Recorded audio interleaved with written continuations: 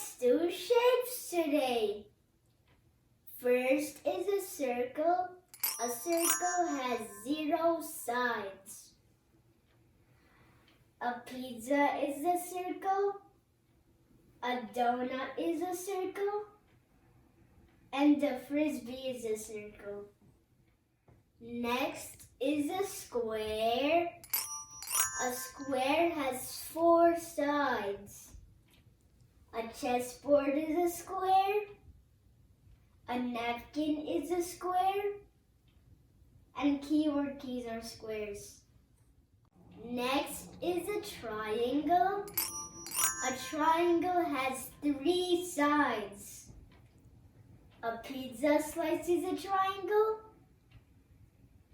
An arrow is a triangle. And a roof of a house is a triangle.